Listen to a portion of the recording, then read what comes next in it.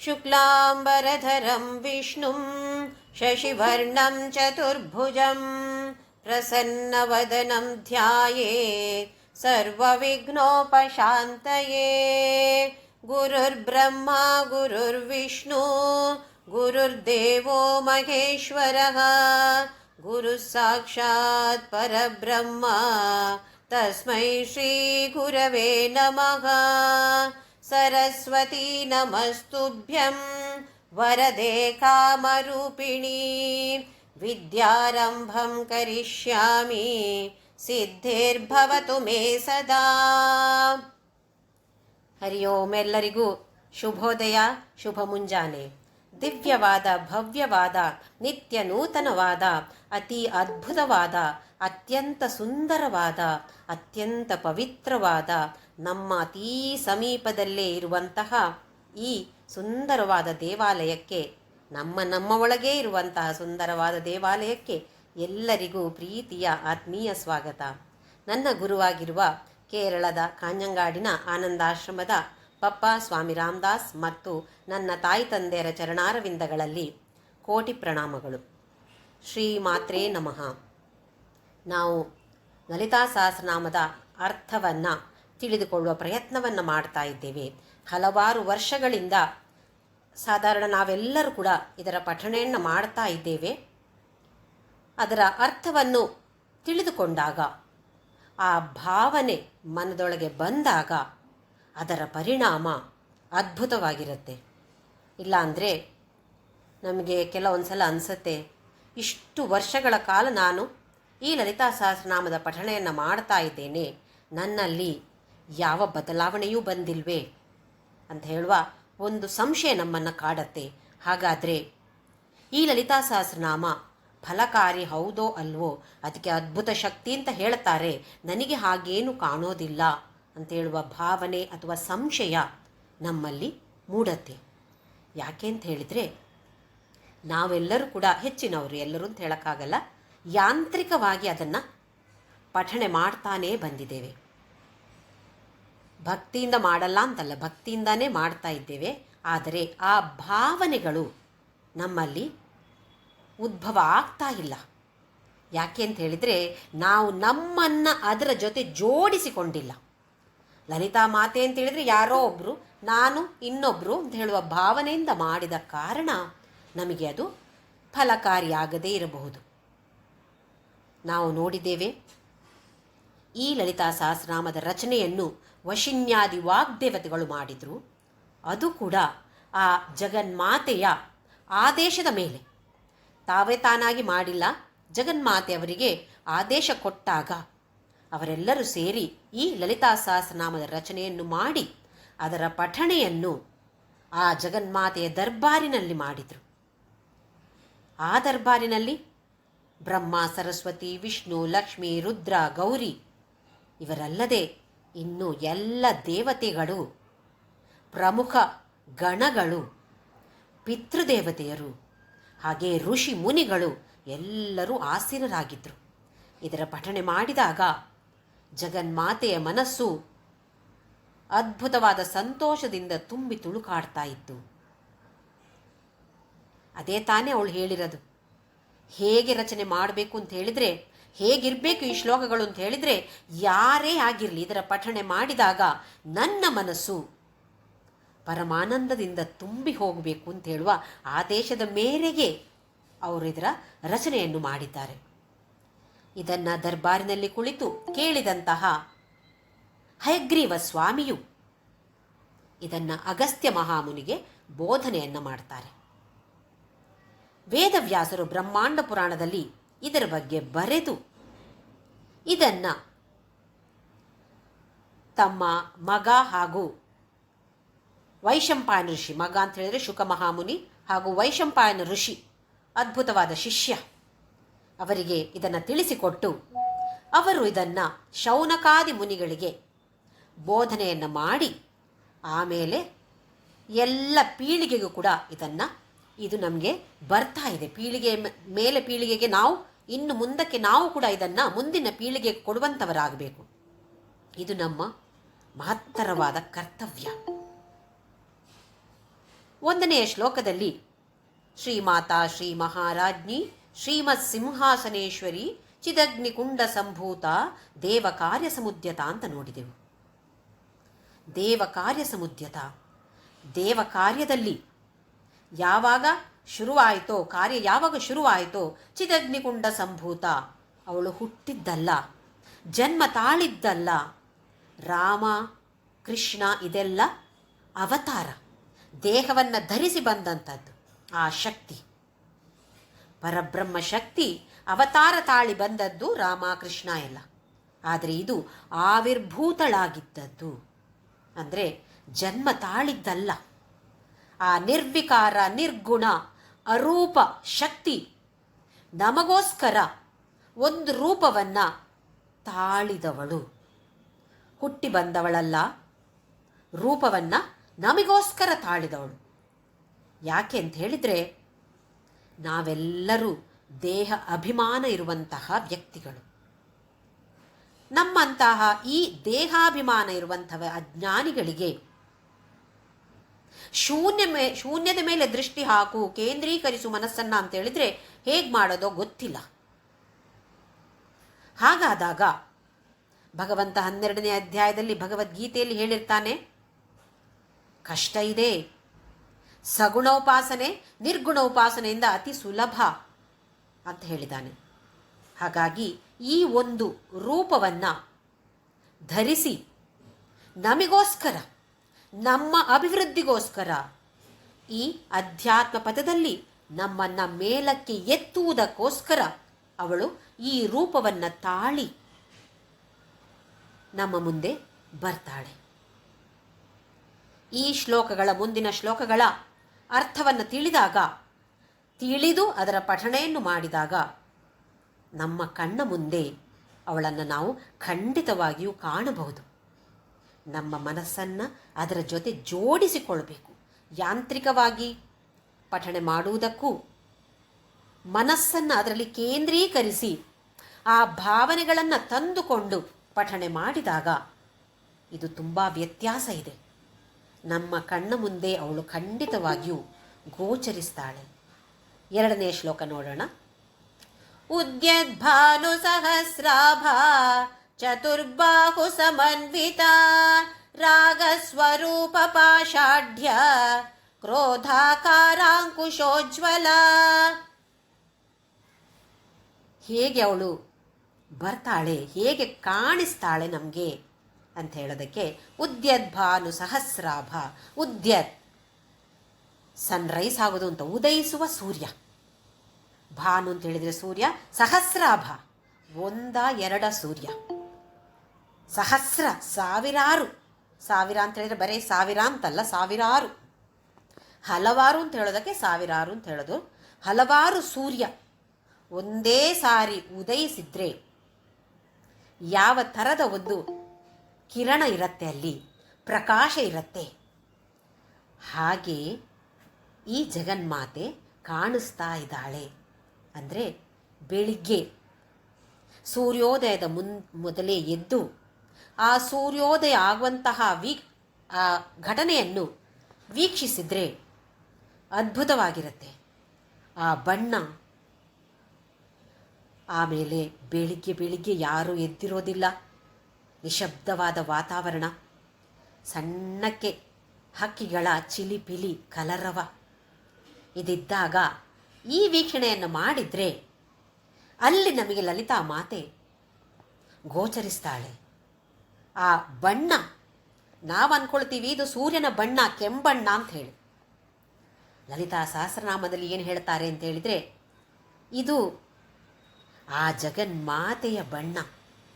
ಅವಳು ಸ್ವಲ್ಪವೇ ಮೇಲಕ್ಕೆ ಬಂದಾಗ ಸೂರ್ಯನಿಗೆ ಅವಳು ಈ ಬಣ್ಣವನ್ನು ಕೊಡ್ತಾಳೆ. ಸೂರ್ಯನಿಗೆ ಆ ಬಣ್ಣ ಇಲ್ಲ, ಆದರೆ ಈ ಜಗನ್ಮಾತೆ ಕರುಣೆಯಿಂದ ಸೂರ್ಯನಿಗೆ ಈ ಬಣ್ಣವನ್ನು ಅನುಗ್ರಹ ಮಾಡ್ತಾಳಂತೆ. ಆ ಬಣ್ಣ ನಮಗೆ ಗೋಚರಿಸ್ತಾ ಇದೆ, ಉದ್ಯದ್ಭಾನು ಸಹಸ್ರಾಭ. ಹಾಗೆ ಎಲ್ಲರೂ ಕೂಡ ಬೆಳಿಗ್ಗೆ ಒಂದು ಸಲ ಆಕಾಶವನ್ನು ವೀಕ್ಷಿಸಿದರೆ, ಸೂರ್ಯೋದಯದ ಸಮಯದಲ್ಲಿ ಆಕಾಶವನ್ನು ವೀಕ್ಷಿಸಿದರೆ ನಮ್ಮ ಗುರುತಿಗೆ ನಾವು ನೆನಪಿಗೆ ತಂದುಕೊಳ್ಬೇಕು. ಓಹೋ, ಈ ಜಗನ್ಮಾತೆ ಕಾಣಿಸ್ತಾ ಇದ್ದಾಳೆ, ಸ್ವಲ್ಪ ಸ್ವಲ್ಪವಾಗಿ ನನಗೆ ಕಾಣಿಸ್ತಾ ಇದ್ದಾಳೆ. ಹಾಗೆಯೇ ಬೆಳಿಗ್ಗೆ ಕಾಣುವಂತಹ ಈ ಸೂರ್ಯನ ಕಿರಣಗಳಿಗೆ ಹೆಸರು ಉಷಾ ಅಂತ. ಆಮೇಲೆ 10 ಗಂಟೆಯ ಮೇಲೆ ಸ್ವಲ್ಪ ಬಿಸಿಲು ಪ್ರಖರವಾಗುತ್ತೆ. ಈ ಸೂರ್ಯನ ಕಿರಣಗಳಿಗೆ ಹೆಸರು ಪದ್ಮಿನಿ ಅಂತ. ಆಮೇಲೆ ಸಂಜೆ ಮುಸ್ಸಂಜೆ ಆಗುವಷ್ಟೊತ್ತಿಗೆ ಬರುವಂತಹ ಕಿರಣಗಳಿಗೆ ಹೆಸರು ಛಾಯಾ. ಬೆಳಗ್ಗಿನ ಉಷಾ ಕಿರಣಗಳು ಅಂತ ಹೇಳಿದರೆ ಸತ್ವಗುಣ ಪ್ರಧಾನವಾಗಿರುತ್ತೆ. ಆಮೇಲೆ ಕಾರ್ಯನಿರತರಾಗಬೇಕು ಎಲ್ಲರೂ.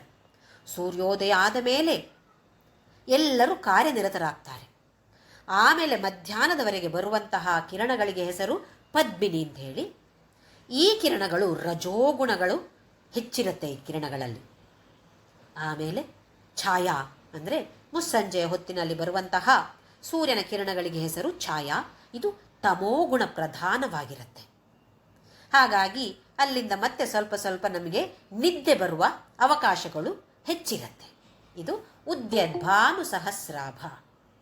ಹೀಗೆ ಸಾವಿರಾರು ಭಾನು ಸೂರ್ಯರು ಉದಯಿಸಿದರೆ ಯಾವ ಥರದ ಒಂದು ಕಿರಣ ಇರ್ಬೋದು ಅಂತ ನಾವು ಮನಸ್ಸಿನಲ್ಲೊಂದು ಆಲೋಚನೆಯನ್ನು ಮಾಡಿಕೊಂಡ್ರೆ ಆ ಜಗನ್ಮಾತೆ ನಮ್ಮ ಕಣ್ಣಿಗೆ ಗೋಚರಿಸ್ತಾಳೆ. ನಾಳೆ ಬೆಳಿಗ್ಗೆಯಿಂದ ಯಾರಾದರೂ ಬೆಳಿಗ್ಗೆ ಸೂರ್ಯೋದಯದಿಂದ ಮೊದಲೇ ಎದ್ದು ಸೂರ್ಯೋದಯದ ವೀಕ್ಷಣೆಯನ್ನು ಒಂದು ಕ್ಷಣಕ್ಕೆ ಸಾಕು. ನಮಗೆ ಸಾವಿರಾರು ಕೆಲಸಗಳಿರುತ್ತೆ, ಹಾಗಾಗಿ ಅಲ್ಲೇ ನಿಂತುಕೊಂಡು ಸೂರ್ಯೋದಯ ಆಗುವ ತನಕ ನಿಲ್ಲಬೇಕು ಅಂತ ಏನೂ ಇಲ್ಲ. ಸೂರ್ಯೋದಯ ಆಗುವ ಕ್ಷಣದಲ್ಲಿ ಒಂದು ಸೆಕೆಂಡ್ ಆಕಾಶದ ವೀಕ್ಷಣೆಯನ್ನು ಮಾಡಿದರೆ ಖಂಡಿತವಾಗಿಯೂ ನಮಗೆ ಅಲ್ಲಿ ಆ ಜಗನ್ಮಾತೆ ಖಂಡಿತವಾಗಿಯೂ ಕಾಣಲ್ಪಡ್ತಾಳೆ. ಉದ್ಯದ್ಭಾನು ಸಹಸ್ರಾಭ. ಹೇಗೆ ಬರ್ತಿದ್ದಾಳೆ ಅವಳು?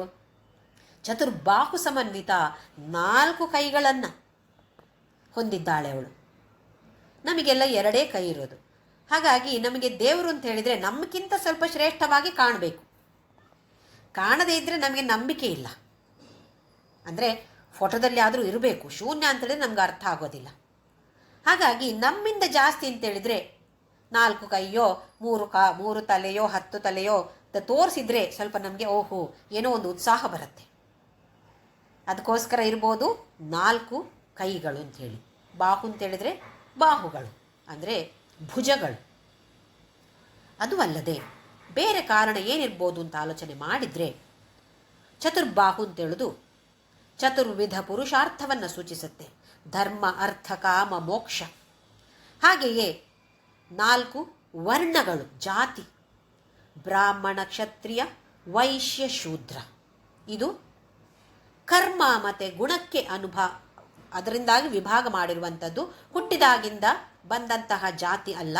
ನಮ್ಮ ಗುಣಗಳನ್ನು, ನಾವು ಮಾಡುವಂತಹ ಕರ್ಮಗಳನ್ನು ಅನುಸರಿಸಿ ಈ ವಿಭಾಗವನ್ನು ಮಾಡಿದ್ದಾರೆ. ಇದನ್ನು ಕೃಷ್ಣ ಭಗವದ್ಗೀತೆಯ 4ನೇ ಅಧ್ಯಾಯದಲ್ಲೂ ಕೂಡ ಇದನ್ನು ತಿಳಿಸ್ತಾನೆ. ನಾನೇ ಮಾಡಿರೋದು, ಆದರೆ ಗುಣ ಕರ್ಮ ವಿಭಾಗಶಃ ಅಂತ ಹೇಳಿದ್ದಾನೆ. ಹುಟ್ಟಿದಾಗಿಂದ ಬಂದಂತಹ ಜಾತಿಗೆ ಪ್ರಾಮುಖ್ಯತೆ ಇಲ್ಲ. ನಮ್ಮ ಗುಣಗಳ ಪ್ರಕಾರ, ನಮ್ಮ ಕರ್ಮಗಳ ಪ್ರಕಾರ ನಮ್ಮ ಜಾತಿ ಯಾವುದು ಅಂತ ನಿರ್ಧಾರ ಆಗತ್ತೆ. ಹಾಗೆಯೇ ಇನ್ನೊಂದು 4 ಅಂತ ಹೇಳಿದರೆ ಆಶ್ರಮ.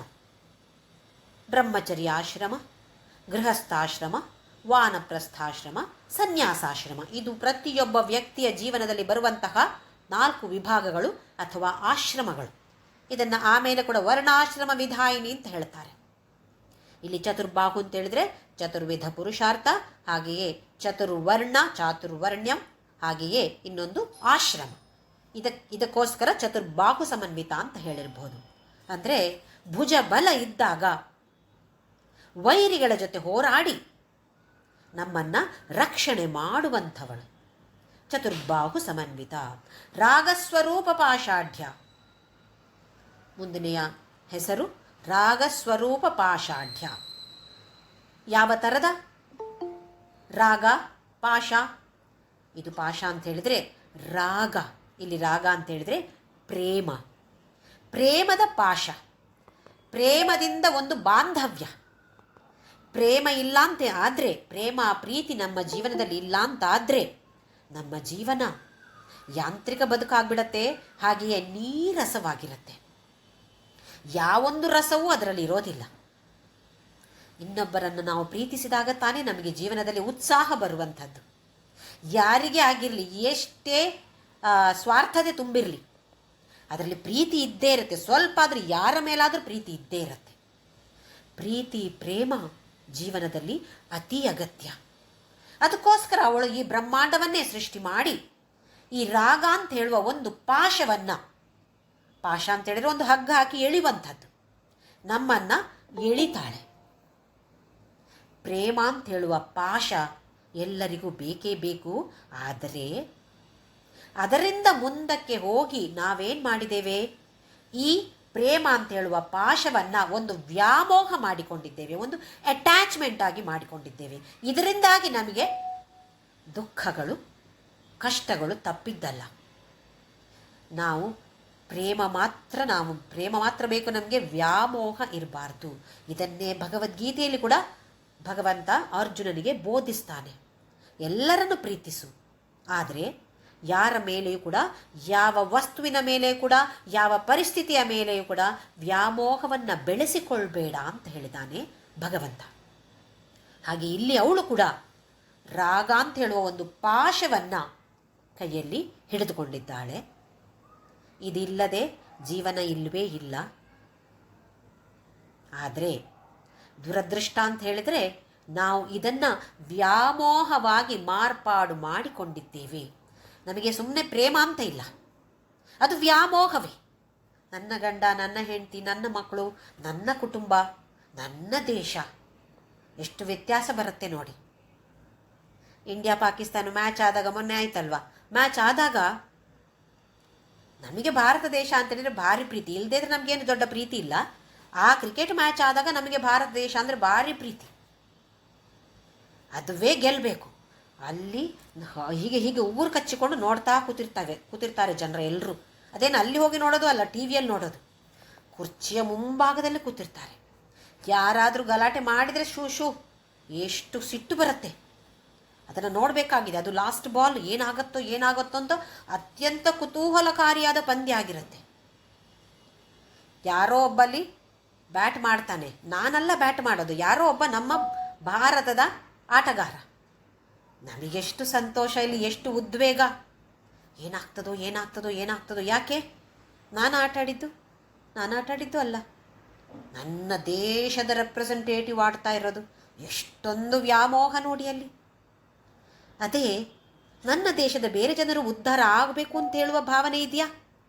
ಅಲ್ಲಿ ಪಂದ್ಯದಲ್ಲಿ ಗೆಲ್ಲಬೇಕು. ಇಲ್ಲಿ ಬಂದಾಗ ಮತ್ತೆ ನನ್ನ ಗಂಡ, ನನ್ನ ಹೆಂಡತಿ, ನನ್ನ ಮಕ್ಕಳು ಮಾತ್ರ, ನನ್ನ ದೇಶ ಅಂತ ಇಲ್ಲ ಅಲ್ವೇ? ಎಷ್ಟು ಸ್ವಾರ್ಥಿಗಳಾಗಿದ್ದೇವೆ ನಾವು. ಇದನ್ನೆಲ್ಲ ಬಿಟ್ಟು ನಿಸ್ವಾರ್ಥತೆಯಿಂದ ಎಲ್ಲರನ್ನು ಪ್ರೇಮಿಸುವಂತ ಅವಳು ಹೇಳ್ತಿದ್ದಾಳೆ. ರಾಗಸ್ವರೂಪ ಪಾಷಾಢ್ಯ. ಹಾಗೆಯೇ ಮುಂದಿನ ನಾಮ ಕ್ರೋಧಾಕಾರಾಂಕುಶೋಜ್ವಲ. ಕ್ರೋಧ, ಕೋಪ ಅಂತ ಹೇಳುವ ಒಂದು ಅಂಕುಶ, ಉಜ್ವಲವಾದ ಅಂಕುಶವನ್ನು ಅವಳು ಇನ್ನೊಂದು ಕೈಯಲ್ಲಿ ಹಿಡ್ಕೊಂಡಿದ್ದಾಳೆ.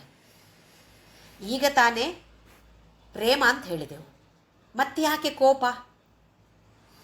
ಯಾವಾಗ ನಾವು ಈ ಪ್ರೇಮವನ್ನು ಮೀರಿ ಮೋಹದಲ್ಲಿ ಸಿಲುಕಿ ಬೇರೆಯವರಿಗೂ ಕಷ್ಟ ಕೊಡ್ತೇವೆ, ನಮಗೂ ನಮ್ಮ ಮನಸ್ಸಿಗೂ ಕಷ್ಟ ಆಗತ್ತೋ, ಆಗ ಆ ಜಗನ್ಮಾತೆ ಅಂಕುಶವನ್ನು ಉಪಯೋಗಿಸಬೇಕಾಗತ್ತೆ. ಕ್ರೋಧ ಅಂತ ಹೇಳುವ ಅಂಕುಶವನ್ನು ಉಪಯೋಗಿಸಬೇಕಾಗತ್ತೆ. ನಾವು ನಮ್ಮ ಮಕ್ಕಳ ಮೇಲೆ ಹಾಗೆ ಮಾಡಲ್ವೇ? ಪ್ರೀತಿಯಿಂದ ಪ್ರೇಮದಿಂದ ಬುದ್ಧಿ ಹೇಳ್ತೇವೆ, ಅದು ಕೇಳದೇ ಇದ್ದಾಗ ಸ್ವಲ್ಪ ಜೋರು ಮಾಡ್ತೇವೆ, ಆಮೇಲೆ ಚೆನ್ನಾಗಿ ಬೈತೇವೆ ಅವರನ್ನು. ಕಡೆಗೆ ಬೇಕು ಅಂತಂದರೆ ಒಂದು ಏಟು ಹೊಡೆಯೋಕ್ಕೂ ನಾವು ಹೇಸಲ್ಲ. ಯಾಕೆ? ಅವ್ರ ಮೇಲೆ ನಮಗೆ ಸಿಟ್ಟಿನಲ್ಲಿ ಅಲ್ಲ, ಅವರಿಗೆ ಅರ್ಥ ಆಗ್ತಾ ಇಲ್ವಲ್ಲ. ಇನ್ನು ಹೇಗೆ ಅರ್ಥ ಮಾಡಿಸೋದು ಅವರಿಗೆ? ಒಂದು ಏಟು ಹೊಡೆದ್ರೆ ಸ್ವಲ್ಪ ದಾರಿಗೆ ಬರ್ತಾರೋ ಏನೋ ಅಂತ ಹೇಳುವ ಒಂದು ಪ್ರೇಮ. ಹಾಗೆಯೇ ಈ ಜಗನ್ಮಾತೆ ಕೂಡ ನಮ್ಮ ಮೇಲೆ ಸಿಟ್ಟಿನಲ್ಲಿ ಅಲ್ಲ, ಅವಳು ಕ್ರೋಧ ಅಂತ ಹೇಳಿದ್ರು ಕೂಡ ಕ್ರೋಧವನ್ನು ತೋರಿಸ್ತಾಳೆ, ಹೊರಗಿನಿಂದ ತೋರಿಸ್ತಾಳೆ. ಯಾಕೆ ಅಂತ ಹೇಳಿದರೆ ನಮಗೆ ಈ ಥರ ಒಂದು ಏಟು ಜೀವನದಲ್ಲಿ ಕಷ್ಟಗಳು ಬಂದಾಗ, ನಮಗೆ ಸಂಕಟ ಬಂದಾಗ ವೆಂಕಟರಮಣ ಅಂತ, ಇಲ್ಲದಿದ್ರೆ ವೆಂಕಟರಮಣನೂ ಬೇಡ ನಮಗೆ, ಬೇರೆ ಯಾರೂ ಬೇಡ ನಮಗೆ, ನಾನೇ. ಯಾವಾಗ ಸಂಕಟ ಬಂತೋ ಆಗ ನಮಗೆ ವೆಂಕಟರಮಣನ ಜ್ಞಾಪಕ ಆಗತ್ತೆ. ಹಾಗೆ ಅದಕ್ಕೋಸ್ಕರ ನಮಗೆ ಸಂಕಟವನ್ನು ತಂದು ಒಡ್ಡುತ್ತಾಳೆ, ಕಷ್ಟವನ್ನು ಕೊಡ್ತಾಳೆ, ದುಃಖವನ್ನು ಕೊಡ್ತಾಳೆ. ಯಾಕೆ ಯಾಕೆ ಅಂತ ಹೇಳಿದರೆ ಈ ಪ್ರಪಂಚದಲ್ಲಿ ವ್ಯಾಮೋಹದಲ್ಲಿ ಮುಳುಗಿ ಮೇಲಕ್ಕೆ ಬಂದು ಒಂದು ಬೇರೆಯಾದ ಜೀವನ ಇದೆ ಅಂತ ಹೇಳುವ ತಿಳಿದುಕೊಳ್ಳುವ ಭಾವನೆ ಕೂಡ ನಮ್ಮಲ್ಲಿ ಇರೋದಿಲ್ಲ. ಅದಕ್ಕೋಸ್ಕರ ನಮ್ಮನ್ನು ಎಬ್ಬಿಸೋಕ್ಕೋಸ್ಕರ ಅವಳು ಈ ಥರ ಕ್ರೋಧಾಕಾರಾಂಕುಶೋಜ್ವಲ ಅಂತ. ಒಂದು ಆನೆ, ಈಗ ಮೆರವಣಿಗೆಯಲ್ಲಿ ಆನೆಯನ್ನು ಉಪಯೋಗಿಸ್ತಿದ್ದಾರೆ. ಎಷ್ಟು ಚೆನ್ನಾಗಿ ಗಂಭೀರವಾದ ನಡಿಗೆ ಇರುತ್ತೆ. ತನ್ನ ಬೆನ್ನ ಮೇಲೆ ಆ ದೇವಿಯೋ ದೇವತೆ, ಯಾವುದೋ ದೇವಸ್ಥಾನದ ದೇವತೆಯನ್ನು ಹೊತ್ತುಕೊಂಡು ಆನೆ ನಡೀತಾ ಇರುತ್ತೆ ಗಾಂಭೀರ್ಯದಿಂದ. ಎಷ್ಟು ಮರ್ಯಾದೆ, ಅದಕ್ಕೆ ರಾಜ ಮರ್ಯಾದೆಯನ್ನು ಕೊಡ್ತಾರೆ. ಅದೇ ಆನೆಗೆ ಮದವೇರಿ ಅಲ್ಲಿ ಇಲ್ಲಿ ಹೇಗೇಗೋ ಓಡಾಡಿದರೆ ಏನು ಮಾಡ್ತಾರೆ, ಆ ಮಾವುತ ಅಂಕುಶದಿಂದ ತಿವಿದು ಅದನ್ನು ವಶದಲ್ಲಿ ತಂದುಕೊಳ್ತಾನೆ. ಹಾಗೆಯೇ ಈ ಜಗನ್ಮಾತೆ ಕೂಡ ನಾವು ಪ್ರಪಂಚದಲ್ಲಿ ವ್ಯಾಮೋಹದಲ್ಲಿ ಮುಳುಗಿದಾಗ ನಮ್ಮನ್ನು ಎಚ್ಚರಿಸುವುದಕ್ಕೋಸ್ಕರ ಈ ಅಂಕುಶವನ್ನು ಉಪಯೋಗಿಸ್ತಾಳೆ. ಮುಂದಿನ ಶ್ಲೋಕ. ಮನೋರೂಪೇಕ್ಷುಕೋ ದಂಡ ಪಂಚತನ್ಮಾತ್ರ ಸಾಯಕ ನಿಜಾರುಣ ಪ್ರಭಾಪೂರ ಮಜ್ಜದ್ ಬ್ರಹ್ಮಾಂಡ ಮಂಡಲ. ಮನೋರೂಪೇಕ್ಷುಕೋದಂಡ, ಇಕ್ಷುಕೋದಂಡ. ಕೋದಂಡ ಅಂತ ಹೇಳಿದರೆ ಬಿಲ್ಲು, ಇಕ್ಷು ಅಂತ ಹೇಳಿದರೆ ಕಬ್ಬು. ಎಷ್ಟು ಸಿಹಿಯಾಗಿರುತ್ತೆ ಕಬ್ಬು, ಕಬ್ಬಿನ ಬಿಲ್ಲು. ಅವಳದನ್ನು ಕಬ್ಬಿನ ಬಿಲ್ಲಿನಾಗಿ ಇಟ್ಕೊಂಡಿದ್ದಾಳೆ. ಯಾವುದನ್ನು? ಮನೋರೂಪ, ಮನಸ್ಸನ್ನು ಕಬ್ಬಿನ ಬಿಲ್ಲಾಗಿ ಹಿಡ್ಕೊಂಡಿದ್ದಾಳೆ ಅವಳು. ಮನಸ್ಸಿಗೆ ಎಷ್ಟೊಂದು ಪ್ರಾಮುಖ್ಯತೆಯನ್ನು ಕೊಡ್ತಾರೆ, ಕೊಡಲೇಬೇಕಾಗಿದೆ. ಮನ ಏವ ಮನುಷ್ಯಾಣ ಕರ್ಮ ಮೋಕ್ಷ ಬಂಧಯೋ. ಈ ಮನಸ್ಸೇ ನಮ್ಮ ಮೋಕ್ಷಕ್ಕೂ ಕಾರಣ, ಹಾಗೆಯೇ ಬಂಧನಕ್ಕೂ ಕಾರಣ. ಭಗವದ್ಗೀತೆಯ 6ನೇ ಅಧ್ಯಾಯದಲ್ಲಿ ಉದ್ಧರೇದಾತ್ಮನಾತ್ಮಾನಂ ನ ಆತ್ಮಾನಂ ಅವಸಾದಯೇತ್ ಆತ್ಮೈವ ಹ್ಯಾತ್ಮನೋ ಬಂಧು ಆತ್ಮೈವ ರಿಪುರಾತ್ಮನಃ ಅಂತ ಹೇಳ್ತಾನೆ ಭಗವಂತ. ಇಲ್ಲಿ ಆತ್ಮ ಅಂತ ಹೇಳಿದರೆ ಮನಸ್ಸು. ಮನಸ್ಸೇ ನಿನಗೆ ಶತ್ರು, ಮನಸ್ಸೇ ನಿನಗೆ ಮಿತ್ರ. ಅಂದರೆ ಹೇಗೆ ಇದು? ಆ ನಮ್ಮ ಮನಸ್ಸಿಗೆ ಒಳ್ಳೆಯ ಶಿಕ್ಷಣವನ್ನು ಕೊಟ್ಟಾಗ, ಭಗವಂತ ಅಂದರೆ ಏನು, ಜೀವ ಅಂತ ಹೇಳಿದ್ರೇನು, ಜಗತ್ತು ಅಂತ ಹೇಳಿದ್ರೇನು, ಈಶ್ವರ ಅಂದ್ರೇನು, ಜೀವ ಜಗತ್ತು ಈಶ್ವರ, ಇದು ಮೂರೇ ಇರೋದು ಪ್ರಪಂಚದಲ್ಲಿ. ಇದು ಮೂರರ ಬಗ್ಗೆ ಶಿಕ್ಷಣವನ್ನು ಕೊಟ್ಟಾಗ ಈ ಮನಸ್ಸು ಹೇಗೆ ಪ್ರವರ್ತಿಸುತ್ತೆ, ಈ ಪ್ರವರ್ತನೆಗೆ ಹೆಸರು ಮಿತ್ರ. ಇದರ ಬಗ್ಗೆ ಯಾವ ತಿಳಿವಳಿಕೆಯೂ ಇಲ್ಲದೆ ನಾನು ನಾನು ನಾನು ನಾನೇ ಶ್ರೇಷ್ಠ ಈ ಪ್ರಪಂಚದಲ್ಲಿ ಅಂತೇಳುವ ಅಹಂಕಾರದಿಂದ ಪ್ರವರ್ತಿಸಿದಾಗ ಅದೇ ಮನಸ್ಸು ನಮಗೆ ಶತ್ರುವಾಗಿರುತ್ತೆ. ಮನಸ್ಸಿಗೆ ಈ ಎಲ್ಲ ಇಂದ್ರಿಯಗಳನ್ನು ವಶದಲ್ಲಿ ತರುವಂತಹ ಒಂದು ಶಕ್ತಿ ಇದೆ. ಆ ಶಕ್ತಿಯನ್ನು ನಾವು ಬೆಳೆಸಿಕೊಳ್ಬೇಕು. ಅದು ಆಟೋಮ್ಯಾಟಿಕ್ ಆಗಿ ಬರೋದಿಲ್ಲ. ಅದಕ್ಕೋಸ್ಕರ ನಾನಾ ಥರದ ಯೋಗಗಳು, ವ್ರತ, ಉಪವಾಸಗಳೆಲ್ಲ ಮಾಡ್ತೇವೆ. ಜಾಗರಣ, ನವರಾತ್ರಿಯಲ್ಲಿ ಜಾಗರಣ ಮಾಡ್ತೇವೆ, ಶಿವರಾತ್ರಿಯಲ್ಲಿ ಜಾಗರಣ ಮಾಡ್ತೇವೆ. ಏನು ಈ ಜಾಗರಣ ಅಂದರೆ? ಸುಮ್ಮನೆ ಕಾಫಿ ಟೀ ಒಂದು 10 ಸಲ ಕುಡಿಯೋದು, ಎಚ್ಚರದಲ್ಲಿ ಇರೋದು, ಇಲ್ಲ ಸಿನಿಮಾ ನೋಡಿಕೊಂಡಾದರೂ ಎಚ್ಚರದಲ್ಲಿರೋದು. ಯಾಕೆ? ಶಿವರಾತ್ರಿ ದಿನ ಎಚ್ಚರದಲ್ಲಿರಬೇಕು ಅಂತ ಹೇಳಿದ್ದಾರೆ. ಹಾಗಾಗಿ ನಾನು ಎಚ್ಚರದಲ್ಲಿದ್ದೇನೆ. ಹೇಗೆ? ರಾತ್ರಿ ಇಡೀ 3-4 ಸಿನಿಮಾ ನೋಡಿಕೊಂಡು, ಅಥವಾ ಒಂದು 10 ಸಲ ಕಾಫಿ ಕುಡಿಯೋದು, ಟೀ ಕುಡಿದ್ರೆ ನಿದ್ದೆ ಬರುತ್ತೆ. ಹೀಗಲ್ಲ. ಜಾಗರಣೆ ಅಂತ ಹೇಳಿದರೆ ಮನಸ್ಸನ್ನು ಬಡಿದೆಬ್ಬಿಸೋದು, ಈಶ್ವರನ ಕಡೆ ತಿರುಗಿಸೋದು. ಜಗತ್ತಿನಿಂದ ಈಶ್ವರನ ಕಡೆ ಮನಸ್ಸನ್ನು ತಿರುಗಿಸೋದಕ್ಕೆ ಹೆಸರು ಜಾಗರಣೆ. ಹಾಗೆ ಉಪವಾಸ. ಏನು ಉಪವಾಸ ಅಂದರೆ ನಾನು ಮಾಡ್ತೇನೆ ಉಪವಾಸ. ಹೇಗೆ ಗೊತ್ತಾ? ನಾನು ದಿನ ಊಟ ಮಾಡುವಂಥ ಅನ್ನವನ್ನು ಊಟ ಮಾಡೋದಿಲ್ಲ ಅಷ್ಟೇ. ಮತ್ತು 1-4 ಚಪಾತಿ, 1-4 ದೋಸೆ. ಅದೇನು ಗೋಧಿ ಹಿಟ್ಟಿನ ದೋಸೆ, ಅಕ್ಕಿ ಹಾಕೋದಿಲ್ಲ, ನಮಗೆ ಅಕ್ಕಿ ತಿನ್ನಬಾರ್ದು. ಮತ್ತು ಬೇರೆಲ್ಲ ತಿನ್ಬೋದು. ಇದು ನಾನು ಮಾಡುವಂತಹ ಉಪವಾಸ. ಇದು ಉಪವಾಸವೇ ಅಲ್ಲ. ಉಪವಾಸ, ಉಪ ಅಂತ ಹೇಳಿದರೆ ಹತ್ತಿರ, ವಾಸ ಅಂತ ಹೇಳಿದರೆ ವಾಸ ಮಾಡುವಂಥದ್ದು, ಇರುವಿಕೆ. ಹತ್ತಿರದಲ್ಲಿ ಇರುವಿಕೆ. ಯಾರ ಹತ್ತಿರದಲ್ಲಿ ಇರಬೇಕಾದದ್ದು? ಆ ಜಗನ್ಮಾತೆಯ ಹತ್ತಿರದಲ್ಲಿ ಇರಬೇಕಾದದ್ದು. ಅಂದರೆ ಕೆಲವರಿಗೆ ಹೊಟ್ಟೆ ಖಾಲಿ ಇದ್ದರೆ ಜಗನ್ಮಾತೆಯ ಸ್ಮರಣೆ ಆಗ್ಬೋದು. ಇನ್ನು ಕೆಲವರಿಗೆ ಹೊಟ್ಟೆ ಸ್ವಲ್ಪ ತುಂಬಿದಾಗ, ಅಂದರೆ ಹಸಿವಿಲ್ಲದಾಗ ಜಗನ್ಮಾತೆಯ ನೆನಪು ಬರ್ಬೋದು. ಹೊಟ್ಟೆ ಕಂಪ್ಲೀಟ್ ಫುಲ್ಲಾಗಿ ತುಂಬಿದರೆ ಖಂಡಿತವಾಗಿಯೂ ನಿದ್ದೆ, ಜಗನ್ಮಾತೆಯು ಬೇಡ, ಮತ್ತೇನು ಬೇಡ, ಕುಂಭಕರ್ಣನ ಹಾಗೆ ನಾವು ನಿದ್ದೆ ಮಾಡ್ತೇವೆ ಅಷ್ಟೇ. ಹಾಗಲ್ಲದೆ ಅವಳ ಹತ್ತಿರ ಇರುವಂಥದ್ದು. ಅದು ಹೊಟ್ಟೆ ಖಾಲಿ ಇದ್ದು ಆಗ್ಬೋದು, ಹೊಟ್ಟೆ ಹದ ತುಂಬಿದ್ರೂ ಆಗ್ಬೋದು, ಅದು ಹೇಗೂ ಪರವಾಗಿಲ್ಲ. ಆದರೆ ನಮ್ಮ ಮನಸ್ಸು ಮಾತ್ರ ಅವಳ ಹತ್ತಿರವೇ ಇರಬೇಕು. ಇದಕ್ಕೆ ಹೆಸರು ಉಪವಾಸ. ಶಿವರಾತ್ರಿ ಜಾಗರಣೆ ಅಂತೇಳಿದರೆ ಶಿವ ಅಂದರೆ ಯಾರು, ನಾನು ಅಂದರೆ ಯಾರು, ಈ ವಿಷಯಕ್ಕೆ ನಮ್ಮ ಮನಸ್ಸನ್ನು ತಿರುಗಿಸುವಂಥದ್ದು, ಮನಸ್ಸನ್ನು ಜಾಗರಣೆ ಮಾಡುವಂಥದ್ದು. ಇದಕ್ಕೆ ಹೆಸರು ಜಾಗರಣೆ, ಜಾಗೃತಗೊಳಿಸುವಂಥದ್ದು. ಉಪವಾಸ ಅಂತ ಹೇಳಿದರೆ ನಮ್ಮ ಮನಸ್ಸು ಯಾವಾಗ ಆ ಭಗವಂತನಲ್ಲಿ ಲೀನವಾಗುತ್ತೋ ಇದಕ್ಕೆ ಹೆಸರು ಉಪವಾಸ. ಉಪವಾಸವೇ ನಮ್ಮ ಜೀವನದ ಶೈಲಿ ಆಗಬೇಕಲ್ವೇ? ಯಾವುದೇ ಕೆಲಸ ಮಾಡಲಿ ಭಗವಂತನ ನಿರಂತರ ಸ್ಮರಣೆ ಆಗ್ತಾನೇ ಇರಬೇಕು. ಇದು ಕರ್ಮಯೋಗ. ಹಾಗೆ ಲಲಿತಾ ಸಹಸ್ರನಾಮಕ್ಕೂ ಭಗವದ್ಗೀತೆಗೂ ಹೆಚ್ಚಿನ ವ್ಯತ್ಯಾಸ ಏನೂ ಇಲ್ಲ. ಹೇಳುವಂತಹ ತತ್ವ ಎಲ್ಲವೂ ಒಂದೇ.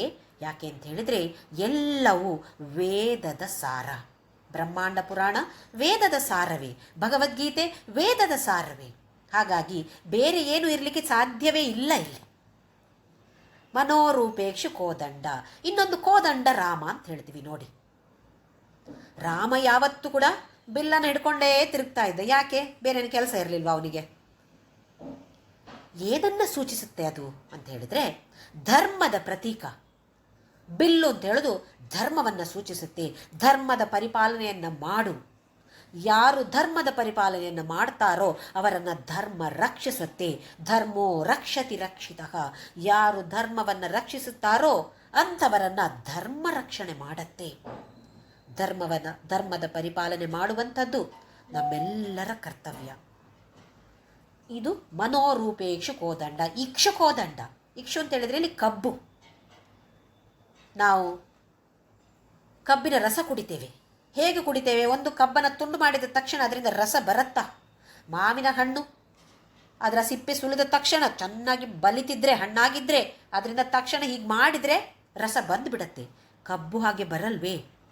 ಅದನ್ನು ಚೆನ್ನಾಗಿ ಜಜ್ಜಬೇಕು. ಇಲ್ಲ ಅದರ ಮೆಷಿನಿನ ಒಳಗಡೆ ತಗೊಂಡು ಹೋದಾಗ ಚೆನ್ನಾಗಿ ಜಜ್ಜಿದಾಗ ಮಾತ್ರ ಅದರ ಸಿಹಿಯಾದ ರಸ ಬರುವಂಥದ್ದು.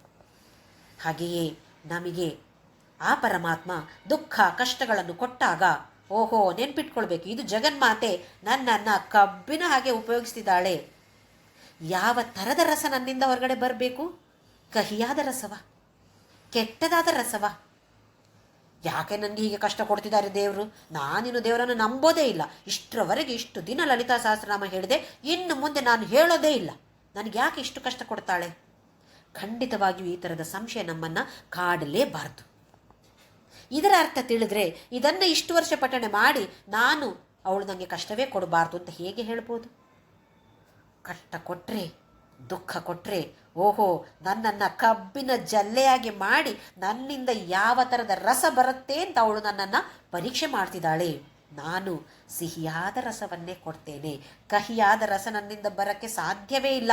ಯಾಕೆ ಅಂತ ಹೇಳಿದರೆ ನನ್ನ ಒಳಗೆ ಇರುವಂಥದ್ದೆಲ್ಲವೂ ಸಿಹಿಯೇ, ಎಲ್ಲವೂ ಜಗನ್ಮಾತೆಯೇ. ಹಾಗಿದ್ದಾಗ ಕಹಿಯಾದ ರಸ ಹೇಗೆ ಬರಬಹುದು ಅಂತೇಳುವ ಭಾವನೆಯನ್ನು, ತಿಳುವಳಿಕೆಯನ್ನು ನಾವು ನಮ್ಮ ಮನಸ್ಸಿಗೆ ತಂದುಕೊಂಡ್ರೆ ಕಷ್ಟ ದುಃಖ ಯಾವುದು ಕೂಡ ಒಂದು ನೋವನ್ನು ಉಂಟು ಮಾಡೋದಿಲ್ಲ, ನಾವು ನರಳುವ ಹಾಗೆ ಮಾಡೋದಿಲ್ಲ.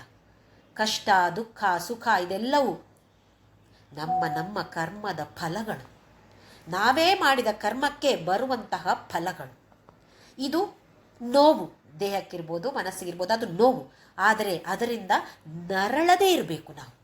ಅದರಿಂದಾಗಿ ನಮಗೆ ಕಷ್ಟ ಆಗಬಾರ್ದು. ಸರಿ ಬಂತ, ಬರಲಿ, ನಾನು ಮಾಡಿದ ಕರ್ಮದ ಫಲ ನಾನೇ ಅನುಭವಿಸಬೇಕು, ಬೇರೆ ಯಾರು ಅನುಭವಿಸೋಕ್ಕೆ ಸಾಧ್ಯವೇ ಇಲ್ಲ. ನಾನೇ ಅನುಭವಿಸಬೇಕು ತಾನೇ, ಅನುಭವಿಸ್ತೇನೆ, ಸ್ವೀಕಾರ ಮಾಡ್ತೇನೆ. ಹೇಗೆ ಸ್ವೀಕಾರ ಮಾಡ್ತೇನೆ? ಹಸನ್ಮುಖ, ಒಂದು ಉತ್ತಮವಾದ ನಗುವಿನ ಜೊತೆ ಈ ಕಷ್ಟವನ್ನು, ಈ ದುಃಖವನ್ನು ನಾನು ಸ್ವೀಕಾರ ಮಾಡ್ತೇನೆ. ಯಾಕೆ ಅಂತ ಹೇಳಿದರೆ, ಇದು ನನಗೆ ಜಗನ್ಮಾತೆ ಕೊಟ್ಟಿರುವಂತಹ ಅನುಗ್ರಹ, ನನಗೆ ಅವಳು ಪ್ರಸಾದ ಕೊಟ್ಟಿರುವಂತಹ ಪ್ರಸಾದ ಅಂತ ಹೇಳುವ ಭಾವನೆ ಇದ್ದರೆ ಖಂಡಿತವಾಗಿಯೂ ನಮಗೆ ಅದು ನರಳೋ ಹಾಗೆ ಮಾಡೋದಿಲ್ಲ. ಕಷ್ಟ ದುಃಖ ಬರೋದಿಲ್ಲ ಅಂತ ಖಂಡಿತವಾಗಿಯೂ ಇಲ್ಲ. ಹುಟ್ಟಿದ ಮೇಲೆ ಇದೆಲ್ಲವೂ ಸಹಜವೇ.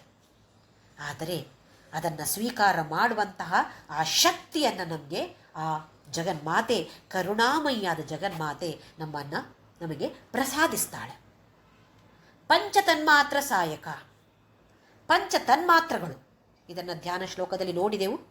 ಶಬ್ದ, ಸ್ಪರ್ಶ, ರೂಪ, ರಸ, ಗಂಧ ಅಂತ ಹೇಳೋದು ತನ್ಮಾತ್ರಗಳು, ಪಂಚತನ್ಮಾತ್ರಗಳು ಅಂತ ಹೆಸರು ಇದಕ್ಕೆ.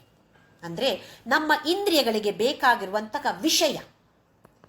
ಈಗ ಕಿವಿ ಅಂತ ಹೇಳೋದು ಜ್ಞಾನೇಂದ್ರಿಯ, ಒಂದು ಇಂದ್ರಿಯ, ಗ್ರಹಿಸುವಂತಹ ಇಂದ್ರಿಯ. ಅದಕ್ಕೆ ವಿಷಯ ಏನು? ಶಬ್ದ.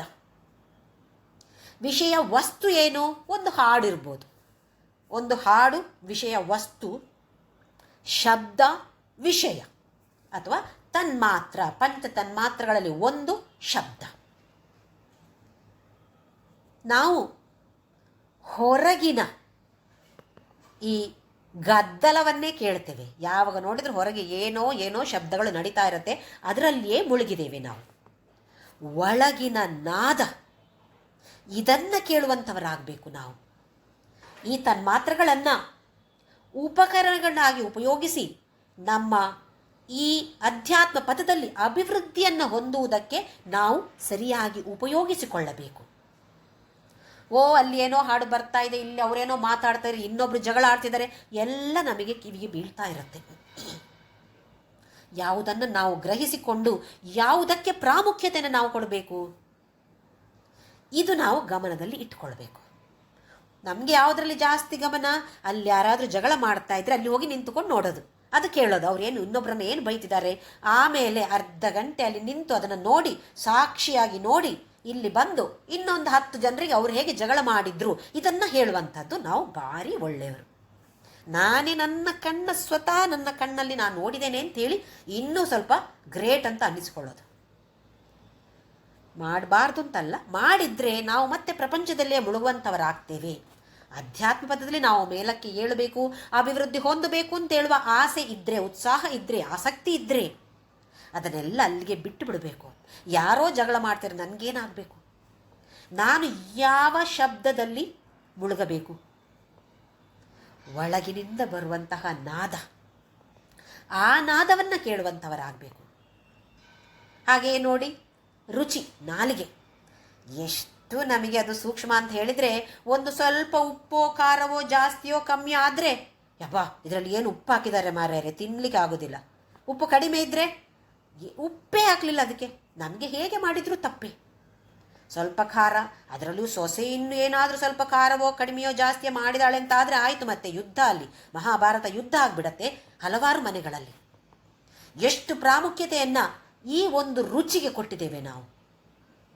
ನಾಲಿಗೆ ಅಂತ ಹೇಳಿದರೆ ಅಲ್ಲಿ ರುಚಿ, ಅದು ಕೂಡ ಒಂದು ತನ್ಮಾತ್ರ. ಇದನ್ನು ನಾವು ಹೇಗೆ ಉಪಯೋಗಿಸಿಕೊಳ್ಬೇಕು? ತ್ಯಾಗರಾಜರು ರಾಮ ನೀ ನಾಮ ಎಂತೋ ರುಚಿರ ಅಂದಿದ್ದಾರೆ. ರಾಮನ ನಾಮ ಎಷ್ಟು ರುಚಿಯಾಗಿದೆ.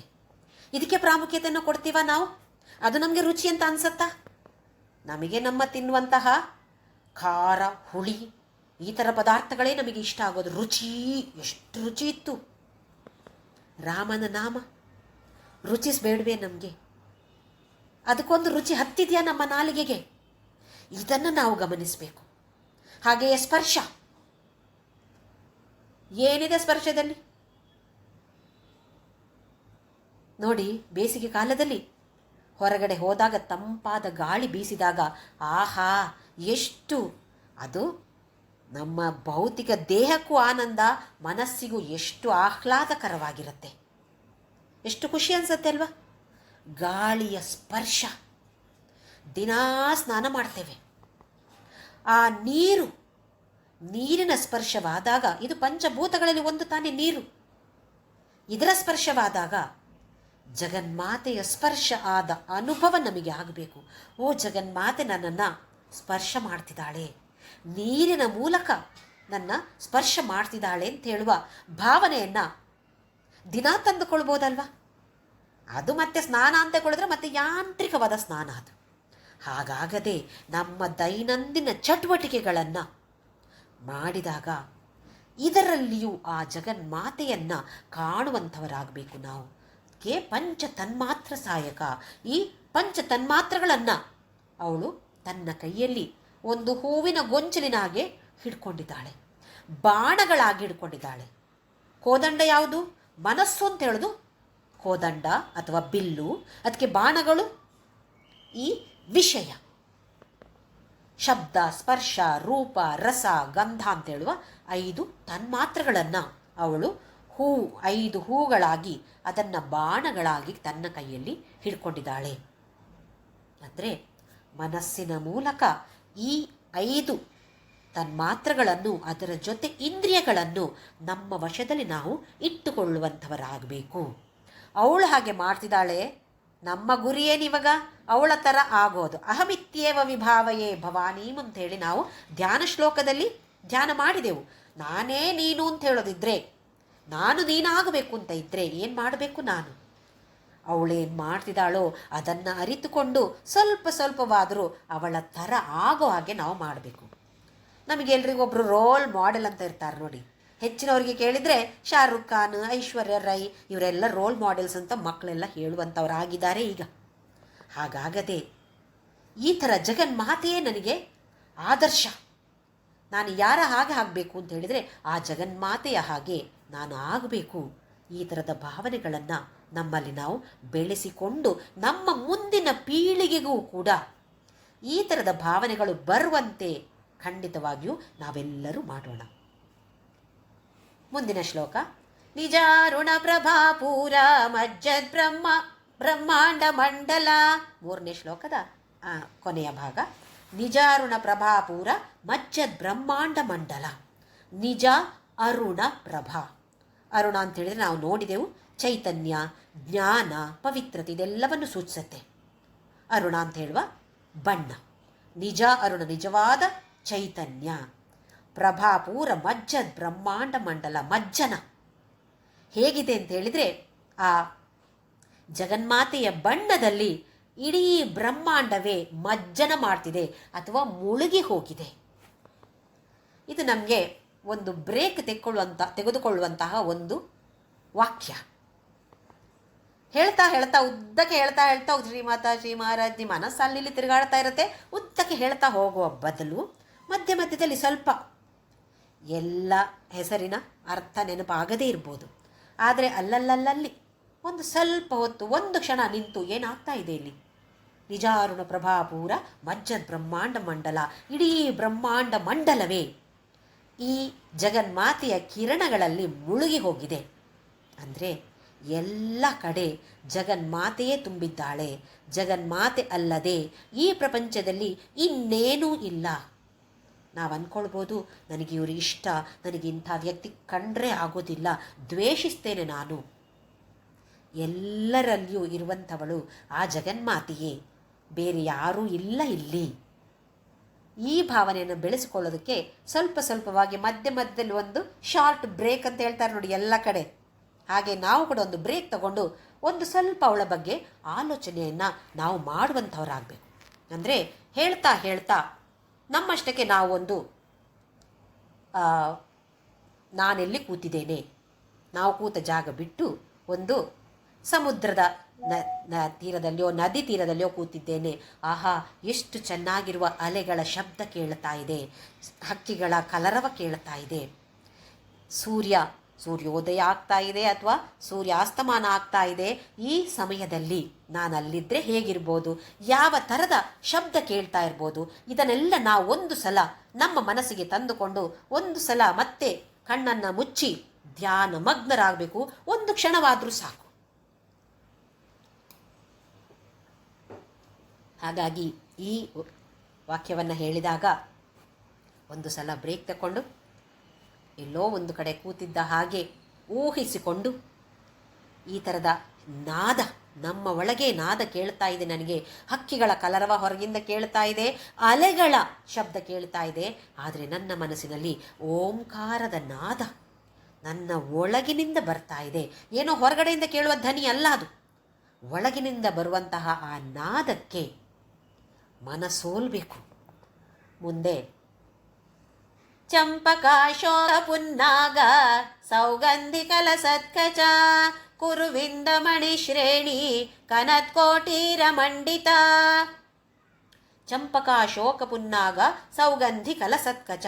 ಮೇಲಿಂದ ಈಗ ಒಂದೊಂದೊಂದೊಂದೇ ಸ್ವಲ್ಪ ಸ್ವಲ್ಪ ಕೆಳಗಡೆ ಬರ್ತಾ ಇದ್ದೇವೆ ನಾವು. ಅವಳು ಕಾಣುವಂಥದ್ದು ಮೇಲಿಂದ ಹೇಳ್ತಾ ಹೇಳ್ತಾ ಹೇಳ್ತಾ ಕೊನೆಗೆ ಕಾಲಿನ ಬೆರಳುಗಳವರೆಗೆ ವರ್ಣನೆ ಇದೆ. ಈ ವರ್ಣನೆಯನ್ನು ಅರ್ಥ ಮಾಡಿಕೊಂಡ್ರೆ, ಈ ಶ್ಲೋಕಗಳನ್ನು ಹೇಳಿದಾಗ ನಮ್ಮ ಮುಂದೆ ಸ್ವಲ್ಪ ಸ್ವಲ್ಪವಾಗಿ ಮೇಲಿಂದ ಕಾಣಿಸ್ತಾ ಹೋಗ್ತಾಳೆ. ಕಿರು ಬೆರಳುವರೆಗೆ ಬಂದಾಗ ಅವಳ ಅದ್ಭುತ ರೂಪವನ್ನು 100% ನಾವು ಕಾಣಬಹುದು. ಚಂಪಕ ಶೋಕ ಪುನ್ನಾಗ ಸೌಗಂಧಿ ಕಲಸತ್ಕಚ. ಹೂಗಳನ್ನು ಮುಡಿದುಕೊಂಡು ಬಂದಿದ್ದಾಳೆ. ತಲೆಯಲ್ಲಿ ಮೇಲ್ಗಡೆ ಹೂವಿನ ಮಾಲೆ ಇದನ್ನು ಮುಡ್ಕೊಂಡಿದ್ದಾಳೆ. ಯಾವ ಹೂವೆಲ್ಲ ಇದೆ? ಚಂಪಕ, ಅಶೋಕ, ಪುನ್ನಾಗ, ಸೌಗಂಧಿಕ. ಚಂಪಕ ಮತ್ತು ಪುನ್ನಾಗ ಈ ಎರಡು ಹೂಗಳು ಹಾವನ್ನು ಆಕರ್ಷಣೆ ಮಾಡ್ತವೆ. ಹಾವು ಅಂತ ಹೇಳಿದರೆ ಇಲ್ಲಿ ಹೊರಗಿನಿಂದ ಬರುವಂತಹ ಹಾವಲ್ಲ, ನಮ್ಮ ಒಳಗೆ ಇರುವಂತಹ ಕುಂಡಲಿನಿ. ಈ ಕುಂಡಲಿನಿ ಹೇಗಿದೆ ಅಂತ ಹೇಳಿದರೆ ಹಾವಿನ ರೂಪದಲ್ಲಿ ಮಲಗಿಕೊಂಡಿರತ್ತೆ, ಸುಪ್ತಾವಸ್ಥೆಯಲ್ಲಿ ಇರತ್ತೆ ನಮ್ಮ ಒಳಗೆ. ಆಮೇಲೆ ಸ್ವಲ್ಪ ಸ್ವಲ್ಪವಾಗಿ ಮೇಲಕ್ಕೆ ಎದ್ದು ಬರುತ್ತೆ. ಅಂದರೆ ಕುಂಡಲಿನಿ ಶಕ್ತಿಯ ಏಳಿಗೆಗೆ ಈ ಚಂಪಕ ಮತ್ತು ಪುನ್ನಾಗ ಈ ಹೂಗಳು ಉಪಕಾರವನ್ನು ಮಾಡುತ್ತೆ. ಹಾಗೆ ಅಶೋಕ ಅಂತ ಹೇಳಿದರೆ ಶೋಕ ಇಲ್ಲದೆ ಇರುವಂಥದ್ದು, ಅಂದರೆ ಕಣ್ಣೀರು ಹಾಕದೇ ಇರುವಂಥದ್ದು. ಕಣ್ಣೀರು ಹಾಕಬೇಕು. ಯಾವುದಕ್ಕಾಗಿ ಹಾಕಬೇಕು? ಭಗವಂತ, ನಿನ್ನ ನೆನಪು ಬರ್ತಾ ಇಲ್ವೇ? ನನಗೆ ನನ್ನದೇ ಕುಟುಂಬಸ್ಥರ ಜ್ಞಾಪಕ ಬರ್ತಾ ಇದೆ, ಪ್ರಪಂಚದ ಜ್ಞಾಪಕ ಬರ್ತಾ ಇದೆ, ನನ್ನ ಸೀರೆ ನನ್ನ ಆಭರಣಗಳ ಜ್ಞಾಪಕ ಬರ್ತಾ ಇದೆ, ನೀನು ಜ್ಞಾಪಕಕ್ಕೆ ಬರಬೇಕು, ನನಗೆ ಬರ್ತಾ ಇಲ್ವಲ್ಲ ಅಂಥೇಳಿ ಕಣ್ಣೀರು ಹಾಕಬೇಕು. ನಾವು ಯಾವುದಕ್ಕೆ ಕಣ್ಣೀರು ಹಾಕ್ತೇವೆ? ನಮ್ಮ ಪ್ರಾಪಂಚಿಕ ವಿಷಯಕ್ಕಾಗಿ ನಾವು ಕಣ್ಣೀರನ್ನು ಹಾಕ್ತೇವೆ.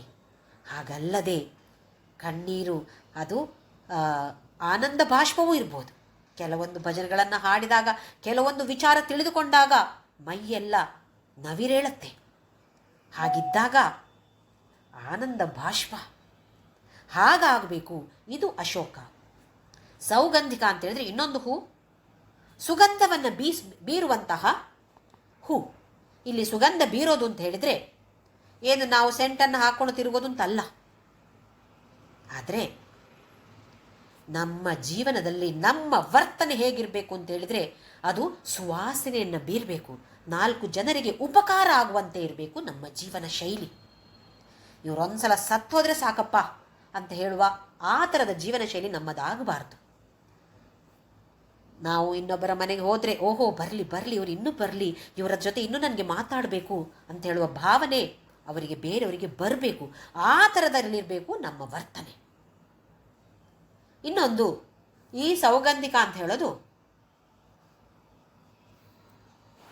ಸುವಾಸನೆ ಅಂತ ಹೇಳಿದರೆ, ನಾವು ಈ ಮದುವೆ ಸಮಯದಲ್ಲೆಲ್ಲ ನೋಡಿ ಸುಗಂಧವನ್ನು ಹಚ್ಚುತ್ತೇವೆ. ಎಲ್ಲರೂ ಬಂದವರಲ್ಲಿಗೆ, ಯಾರ್ಯಾರು ನಮ್ಮ ಮಕ್ಕಳ ಮದುವೆ, ಯಾರ್ದೋ ಮದುವೆಗೂ ಬಂದಿದ್ದಾರೋ ಅಂಥವರಿಗೆ ನಾವು ಸೆಂಟನ್ನು ಮುಟ್ಟಿಸ್ತೇವೆ ನೋಡಿ. ಇದೊಂದು ಪದ್ಧತಿ ಇದೆ ನಮ್ಮೆಲ್ಲರಲ್ಲೂ. ಸ್ವಲ್ಪ ಕೈಗೆ ಸೆಂಟನ್ನು ಮುಟ್ಟಿಸೋದು.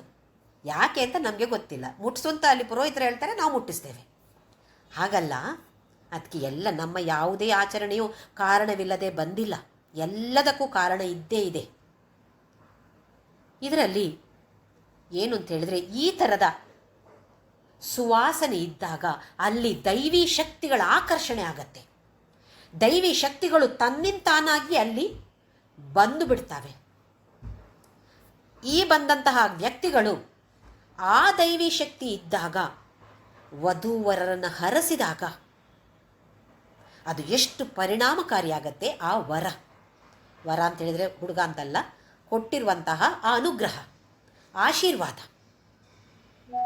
ಇಲ್ಲದ್ರೆ ಮತ್ತೆ ಯಾಂತ್ರಿಕವಾದ ಆಶೀರ್ವಾದ ಆಗ್ಬೋದು. ಹಾಗಾಗದೆ ಮನಸ್ಸಿನಿಂದ ಬಂದವರೆಲ್ಲರೂ ಕೂಡ, ಆಗಮಿಸಿರುವ ಎಲ್ಲರೂ ಆ ಸೆಂಟನ್ನು, ಪರಿಮಳವನ್ನು ಹಾಕಿದಾಗ ಮನಸ್ಸಿಗೆ ಈ ಭಾವನೆಯನ್ನು ತಂದುಕೊಳ್ಬೇಕು. ಓಹೋ, ನನ್ನಲ್ಲಿ ಈಗ ದೈವಿ ಶಕ್ತಿ ತುಂಬಿದೆ. ಈ ದೈವಿ ಶಕ್ತಿನನ್ನು ಯಾತಕ್ಕಾಗಿ ಉಪಯೋಗಿಸ್ಬೇಕಿಲ್ಲೀಗ? ಆ ವಧೂವರರನ್ನು ಅಂತಹ ಒಳ್ಳೆಯ ಮನಸ್ಸಿನಿಂದ ಆಶೀರ್ವಾದ ಮಾಡುವುದಕ್ಕೋಸ್ಕರ ಈ ದೈವಿ ಶಕ್ತಿ ನನ್ನಲ್ಲಿ ತುಂಬಿದೆ. ಈ ಭಾವನೆಗಳ ಜೊತೆ ನಾವು ಆಶೀರ್ವಾದವನ್ನು ಆ ನೂತನ ದಂಪತಿಗಳಿಗೆ ಮಾಡುವಂಥದ್ದು. ಇದು ನಮಗೆ ಇದರ ವಿಚಾರ ಏನೂ ಗೊತ್ತಿಲ್ಲದೆ ಅವ್ರು ಯಾರೋ ಬಂದು ಏನೋ ಒಂದು ಸೆಂಟು ಮುಟ್ಟಿಸೋದೀಗ. ಅದು ಕೆಲವಂತೂ ಮೂಗು ಬಿಡ್ಲಿಕ್ಕೆ ಆಗೋದಿಲ್ಲ, ಆ ಥರದ್ದು ಕೂಡ ಇರುತ್ತೆ. ಅದಕ್ಕೆಲ್ಲ ಏನು ಮಾಡೋಕ್ಕಾಗೋದಿಲ್ಲ. ಆದರೆ ನಮ್ಮ ಮನಸ್ಸು ಹೇಗಿರಬೇಕು? ಹೊರಗಿನ ಪ್ರಪಂಚದಿಂದ ಹೆಚ್ಚು ನಮ್ಮ ಮನಸ್ಸು ಅಲ್ಲಿ ಆ ಪರಿಸ್ಥಿತಿಯಲ್ಲಿ ನಾವು ಏನು ಮಾಡಬೇಕು, ನಮ್ಮ ಕರ್ತವ್ಯ ಏನು ಸುಮ್ಮನೆ ಹೋಗಿ ನಾನೊಂದು ಅಟೆಂಡೆನ್ಸ್ ಹಾಕಿದೆ, ಅಲ್ಲಿ ಊಟ ಗಡ್ದಾಗಿತ್ತು ಅದನ್ನು ಊಟ ಮಾಡಿ ಬರೋದಲ್ಲ ನಮ್ಮ ಕರ್ತವ್ಯ. ಆಶೀರ್ವಾದ ಫಲಕಾರಿ ಆಗಬೇಕು ಅಂತಿದ್ದರೆ ಈ ಥರದ ಭಾವನೆಗಳೊಂದಿಗೆ ಆಶೀರ್ವಾದವನ್ನು ಖಂಡಿತವಾಗಿಯೂ ನಾವೆಲ್ಲರೂ ಮಾಡುವಂಥವರಾಗಬೇಕು. ಮುಂದೆ ಕುರ್ವಿಂದಮಣಿ ಶ್ರೇಣಿ ಕನತ್ಕೋಟೀರ ಮಂಡಿತ. ಈಗ ಅವಳ ಕಿರೀಟದ ಬಗ್ಗೆ. ಹೇಗಿದೆ ಕಿರೀಟ? ಕುರುವಿಂದ ಅಂತ ಹೇಳಿದ್ರೆ ಒಂದು ಥರದ ರತ್ನ, ಒಂದು ಥರದ ಮಾಣಿಕ್ಯಗಳು. ಅದು ಗಂಡಕಿ ನದಿಯಲ್ಲಿ ಸಿಗತ್ತಂತೆ. ಈ ಥರದ ಮಾಣಿಕ್ಯಗಳನ್ನು ಶ್ರೇಣಿಯಾಗಿ ಅಂದರೆ ಮೇಲೆ ಮೇಲೆ ಮೇಲೆ ಹಾಕಿ ಇದರಿಂದ ಮಾಡಿರುವಂತಹ ಒಂದು ಕಿರೀಟ. ಆ ಕಿರೀಟವನ್ನು ಧರಿಸಿಕೊಂಡಿದ್ದಾಳೆ. ಕಿರೀಟವನ್ನು ಧರಿಸಿಕೊಳ್ಳೋದಕ್ಕೆ ಕೂಡ ಅರ್ಹತೆ ಬೇಕು. ಎಲ್ಲರಿಗೂ ಕಿರೀಟ ಸಿಗೋದಿಲ್ಲ.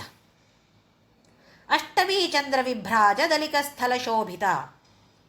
ಅಷ್ಟಮಿ ಚಂದ್ರ ಅಮಾವಾಸ್ಯೆಯಿಂದ ಹುಣ್ಣಿಮೆವರೆಗೆ ಬರುವಂತಹ 15 ದಿನಗಳಲ್ಲಿ ಅಷ್ಟಮಿ 8ನೆಯದು ಮಧ್ಯದಲ್ಲಿರುತ್ತೆ. 7 ದಿನ ಈ ಕಡೆ 7 ದಿನ ಆ ಕಡೆ, ಮಧ್ಯದಲ್ಲಿ ಬರುವಂಥದ್ದು 8ನೆಯದು. ಹಾಗೆ ಹುಣ್ಣಿಮೆಯಿಂದ ಅಮಾವಾಸ್ಯೆಗೆ ಕೂಡ ಹೋಗುವಂಥಲ್ಲಿ 8ನೆಯದು ಒಂದೇ ಥರ ಇರುತ್ತೆ. ಅದು ಈ 8ನೆಯದೋ ಆ 8ನೆಯದೋ ಎರಡು ಕೂಡ ಒಂದೇ ಥರ ಇರುತ್ತೆ, ಏನು ವ್ಯತ್ಯಾಸ ಇರೋದಿಲ್ಲ. ಅವಳ ಹಣೆ ಹೇಗಿದೆ ಅಂತ ಹೇಳಿದರೆ, ಹಣೆಯ ಮೇಲೆ ಇಲ್ಲಿ ತಲೆಯಲ್ಲಿ ಕಿರೀಟವನ್ನು ಇಟ್ಟಿದ್ದಾರೆ. ಹಾಗಾಗಿ ಅರ್ಧ ಚಂದ್ರಾಕಾರದಲ್ಲಿ ಮಾತ್ರ ಇದೆ. ಇಲ್ಲಿ ಕಿರೀಟ ಬರೋ ಕಾರಣ ಈ ಅರ್ಧ ಚಂದ್ರಾಕಾರದಲ್ಲಿ ಕಾಣ್ತಾ ಇದೆ. ಅಂದರೆ ಅರ್ಧ ಚಂದ್ರ. ಅಷ್ಟಮಿ ಚಂದ್ರ ಹೇಗಿದ್ದಾನೋ ಅದು ಅಮಾವಾಸ್ಯೆಯಿಂದ ಹುಣ್ಣಿಮೆ ಇರ್ಬೋದು, ಹುಣ್ಣಿಮೆಯಿಂದ ಅಮಾವಾಸ್ಯೆ ಇರ್ಬೋದು. ಅಷ್ಟಮಿ ಅಂತ ಹೇಳಿದ್ರೆ ಒಂದೇ ಥರ ಇರ್ತಾನೆ. ಹಾಗೆ ಅವಳ ಹಣೆ ಕೂಡ ಅಷ್ಟಮಿ ಚಂದ್ರ ವಿಭ್ರಾಜ ದಲಿಕ ಸ್ಥಳ ಶೋಭಿತ. ಹಾಗಿರುವ ಹಣೆಯಿಂದ ಶೋಭಾಯಮಾನಲಾಗಿದ್ದಾಳೆ ಅವಳು. ಅಂದರೆ ಒಂದೇ ಇರಬೇಕು, ಒಂದೇ ಥರ ಇರಬೇಕು ಅಂತ ಹೇಳಿದರೆ ಎಲ್ಲರನ್ನೂ ಸಮಾನವಾಗಿ ನೋಡಬೇಕು. ಹಾಗೆಯೇ ಸಮಬುದ್ಧಿ, ಭಗವದ್ಗೀತೆಯಲ್ಲಿ ನಾವು ಕಲ್ತಿದ್ದೇವೆ ಸಮಬುದ್ಧಿ ವಿಶಿಷ್ಯತೆ ಅಂತ ಹೇಳಿ.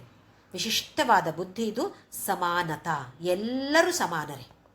ವಿದ್ಯಾ ವಿನಯ ಸಂಪನ್ನೆ ಬ್ರಾಹ್ಮಣೆ ಗವಿಹಸ್ತಿನಿ ಶುನಿ ಚೈವ ಶ್ವಪಾಕೆ ಚ ಪಂಡಿತ ಸಮದರ್ಶಿನಃ ಅಂತೇಳಿ 5ನೇ ಅಧ್ಯಾಯದಲ್ಲಿ ಕರ್ಮ ಸನ್ಯಾಸ ಯೋಗದಲ್ಲಿ ಭಗವಂತ ಬೋಧಿಸ್ತಾನೆ ಅರ್ಜುನನಿಗೆ. ಎಲ್ಲರ ಜೊತೆ ಒಂದೇ ಥರವಾಗಿರಬೇಕು, ವ್ಯಾವಹಾರಿಕವಾಗಿ ಅಲ್ಲ. ವ್ಯವಹಾರದಲ್ಲಿ ನೋಡೋದಿದ್ದರೆ ಒಬ್ಬ ಪ್ರಧಾನಮಂತ್ರಿ ಇರ್ಬೋದು, ಇನ್ನೊಬ್ಬ ಯಾರೋ ಒಬ್ಬ ಗುಮಾಸ್ತ ಇರ್ಬೋದು, ಒಂದು ಬ್ಯಾಂಕಿನ ಗುಮಾಸ್ತ ಇರ್ಬೋದು. ಇಬ್ಬರನ್ನು ಒಂದೇ ಥರವಾಗಿ ನೋಡೋಕ್ಕೆ ಸಾಧ್ಯ ಇಲ್ಲ. ವ್ಯಾವಹಾರಿಕವಾಗಿ ಯಾವ ಥರ ಬೇಕೋ ಆ ಥರ ಇರಬೇಕು. ಆದರೆ ಮನಸ್ಸಿನ ಒಳಗಡೆ ಹೇಗಿರಬೇಕು? ಎಲ್ಲರೂ ಒಂದೇ ಥರ. ಹಾಗೆಯೇ ಪ್ರತಿಯೊಬ್ಬ ವ್ಯಕ್ತಿ, ಪ್ರತಿಯೊಂದು ವಸ್ತು, ಪ್ರತಿಯೊಂದು ಪರಿಸ್ಥಿತಿ ಇದು ಕೂಡ ಕೆಟ್ಟದು ಒಳ್ಳೆಯದು ಅಂತ ಏನೂ ಇಲ್ಲ. ಸಮಾನವಾಗಿ ನಾವು ಸ್ವೀಕಾರ ಮಾಡುವಂಥವರಾಗಬೇಕು. ಇದು ಸಮಾನತೆ. ಎಲ್ಲರೂ ಒಂದೇ ಥರ ಅಂದರೆ ಏನು? ಎಲ್ಲ ವಸ್ತುವನ್ನು ಪ್ರೀತಿ ಮಾಡಬೇಕು, ಎಲ್ಲರನ್ನೂ ಪ್ರೀತಿ ಮಾಡಬೇಕು. ಎಲ್ಲ ಪರಿಸ್ಥಿತಿ, ನನಗೆ ಈ ಪರಿಸ್ಥಿತಿಯೇ ಬೇಕು, ನನಗೆ ಈ ಪರಿಸ್ಥಿತಿ ಬರಲೇಬಾರ್ದು, ನನಗೆ ಈ ವ್ಯಕ್ತಿಯೇ ಬೇಕು ನನ್ನ ಜೀವನದಲ್ಲಿ. ಇಂಥ ವ್ಯಕ್ತಿ ನನ್ನ ಜೀವನದಲ್ಲಿ ಬರೋದೇ ಬೇಡ, ಯಾವಾಗ ಸತ್ತು ಹೋಗ್ತಾರೆ, ಈ ಪರಿಸ್ಥಿತಿ ಬರೋದೇ ಬೇಡ, ಈ ಪರಿಸ್ಥಿತಿಯೇ ಬರಬೇಕು. ಇದೆಲ್ಲವೂ ವ್ಯಾಮೋಹ. ನಾನು ನನ್ನದು ಅಂತ ಇದ್ದಾಗ ಈ ಥರದ ವ್ಯಾಮೋಹಗಳೆಲ್ಲ ಇದ್ದೇ ಇರುತ್ತೆ.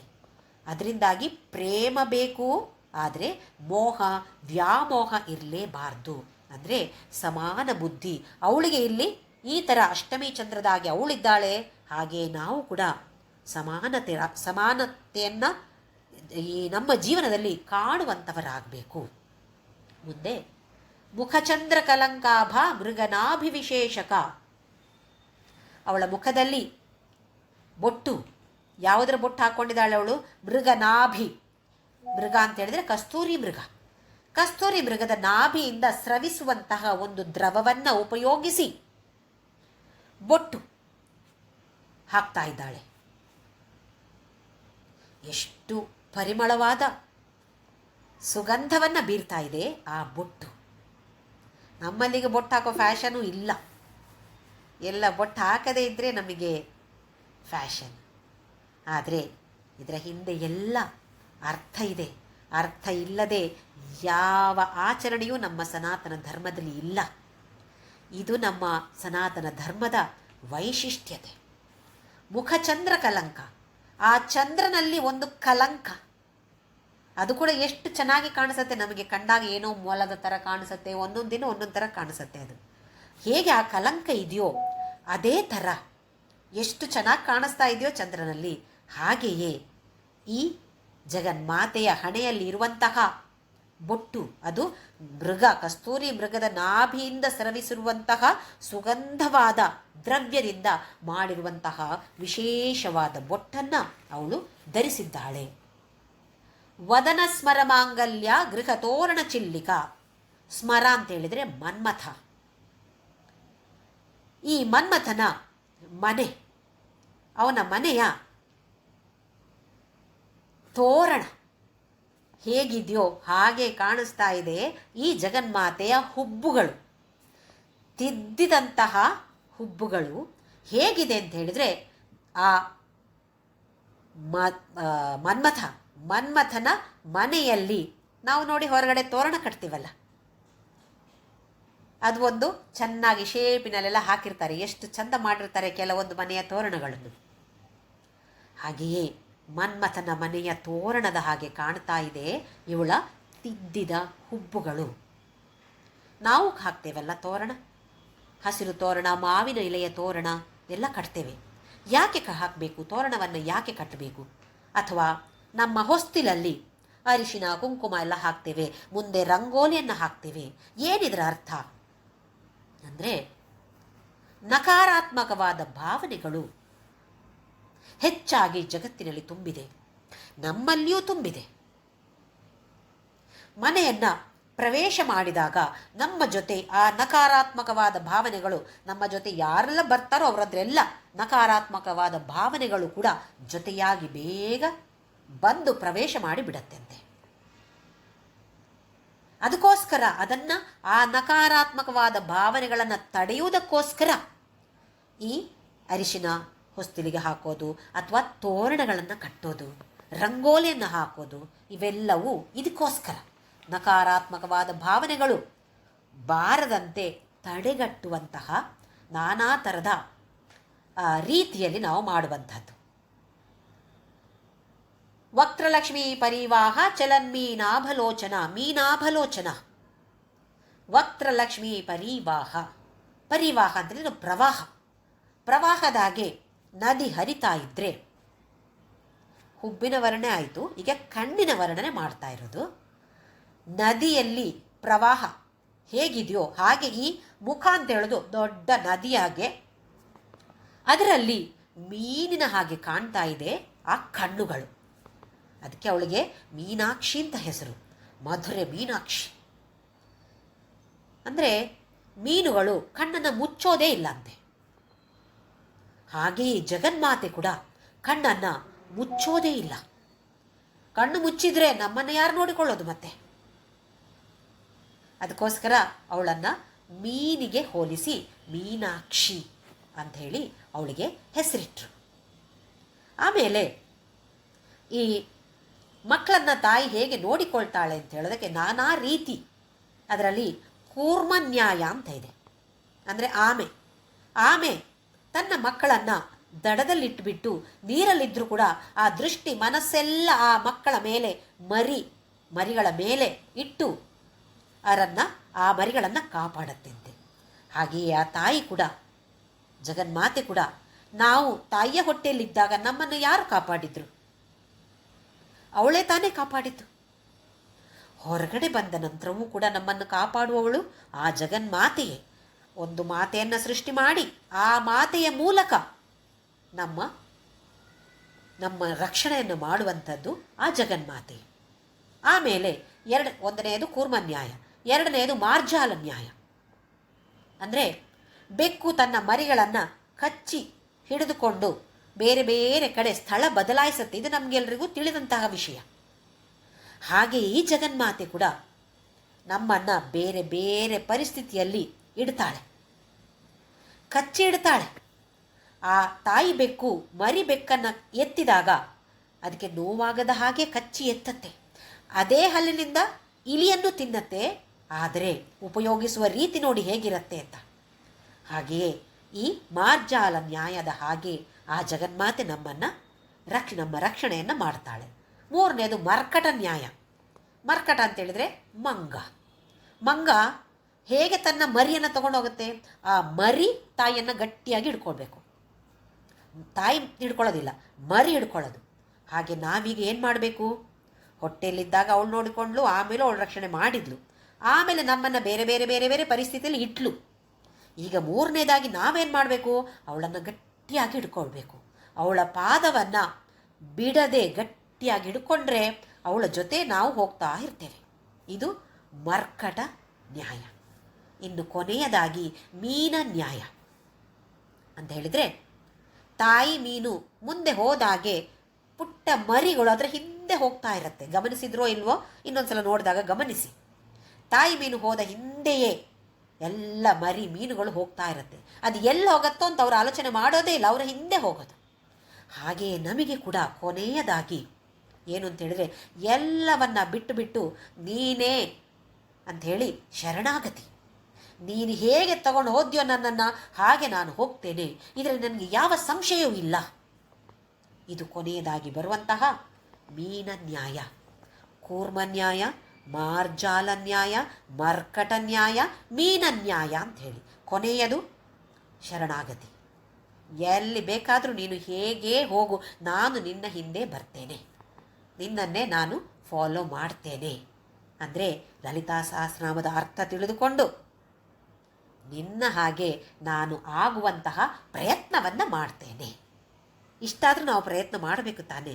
ಇಷ್ಟು ಹಲವಾರು ವರ್ಷಗಳ ಕಾಲ ಲಲಿತಾ ಸಹಸ್ರನಾಮದ ಪಠಣೆ ಮಾಡಿ ಮಾಡಿ ಮಾಡಿ ಬೈ ಹಾರ್ಟ್ ಅಂತೂ ಎಲ್ರಿಗೂ ಬಂದಿದೆ. ಎಲ್ಲಿ ಎದ್ರ ಕೂತ್ರೆ ನಮಗದು ಬಾಯಿಗೆ ಬರ್ತಾ ಇದೆ. ಆದರೆ ಅದರ ಜೊತೆ ಜೋಡಿಸಬೇಕು ನಮ್ಮನ್ನು. ಓಹೋ, ಈಗ ಚಂಪಕ, ಅಶೋಕ, ಪುನ್ನಾಗ ಅಂತ ಹೇಳಿದು ಯಾವುದೋ ಒಂದು ದೇವಸ್ಥಾನದಲ್ಲಿ ಹೂವು ಕೊಟ್ಟರು ಖಂಡಿತವಾಗಿ ಅದನ್ನ ಬಿಸಾಕೋದಿಲ್ಲ, ತಲೆಗೆ ಮುಡಿತೀವಿ. ತಲೆಯಲ್ಲಿ ಇಟ್ಟುಕೊಂಡಾಗ ಒಂದು ಸಲ ಓಹೋ, ಈ ಜಗನ್ಮಾತೆ ಕೂಡ ಹೀಗೆ ಇಟ್ಕೊಂಡಿದ್ದಾಳಲ್ಲ, ನಾನು ಕೂಡ ಇಟ್ಕೊಳ್ತೀನಿ. ಒಂದು ಸಲ ಜಗನ್ಮಾತೆಯ ಜೊತೆ ಜೋಡಿಸಿಕೊಳ್ಳೋದು ನಮ್ಮನ್ನು, ಯಾವುದೇ ವಿಷಯದಲ್ಲಿ ಆಗಿರ್ಬೋದು.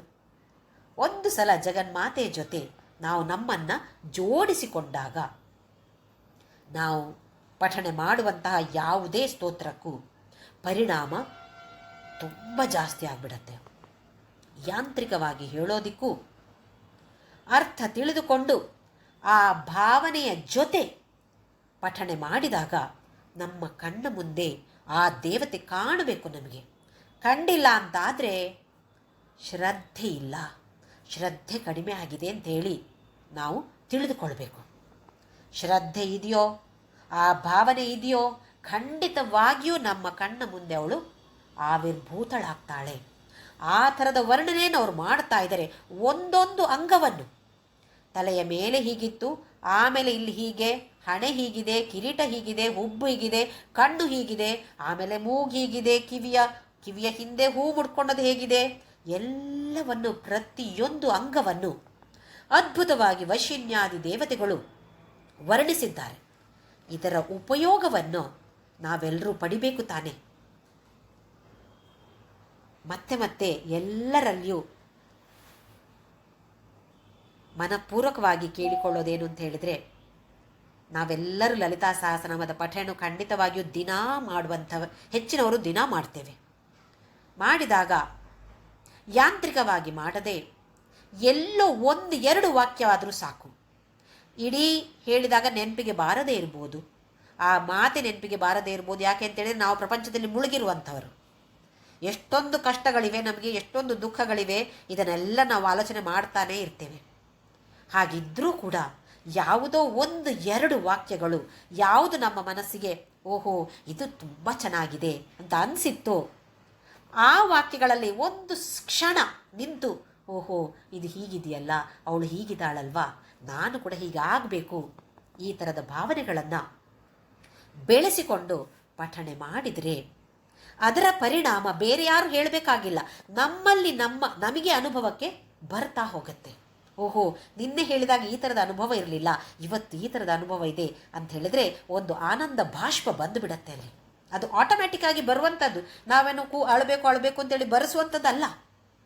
ತನ್ನಿಂತಾನಾಗಿಯೇ ಆ ಭಾವನೆಗಳು ಬಂದಾಗ ಈ ಥರದ ಅನುಭವಗಳು ಖಂಡಿತವಾಗಿಯೂ ನಮಗೆಲ್ಲರಿಗೂ ಆಗತ್ತೆ, ಆಗಲೇಬೇಕು. ಯಾಕೆ ಅಂತ ಹೇಳಿದರೆ ಆ ಜಗನ್ಮಾತೆ ಹಾಗೆ ಆದೇಶ ಕೊಟ್ಟಿದ್ದಾಳೆ ವಶಿನ್ಯಾದಿ ವಾಗ್ದೇವತೆಗಳಿಗೆ. ಯಾರೇ ಆಗಿರಲಿ ಇದರ ಪಠಣೆ ಮಾಡಿದಾಗ ನನ್ನ ಮನಸ್ಸು ಆಹ್ಲಾದಗೊಳ್ಳಬೇಕು ಅಂಥೇಳಿ ಆ ಭಗವತಿ ಕೇಳ್ಕೊಂಡಿದ್ದಾಳೆ. ಆ ಆದೇಶದ ಮೇಲೆ ತಾನೇ ಅವರು ಬರೆದಿರೋದು. ಆ ಆದೇಶ ಎಷ್ಟು ಪರಿಣಾಮಕಾರಿಯಾಗಿದೆ. ಆದೇಶವನ್ನು ನಾವು ಇನ್ನೂ ಕೂಡ ಅರ್ಥ ಮಾಡಿಕೊಂಡು ನಮ್ಮ ಜೀವನದಲ್ಲಿ ಉಪಯೋಗಿಸಿಕೊಂಡು ನಮ್ಮ ದೈನಂದಿನ ಚಟುವಟಿಕೆಗಳಲ್ಲಿ ನಾವು ಪೂಜೆ ಮಾಡಿದಾಗ ಮಾತ್ರ ಸಾಧಕರಲ್ಲ, ನಾವು 24 ಗಂಟೆಯೂ ಸಾಧಕರೇ.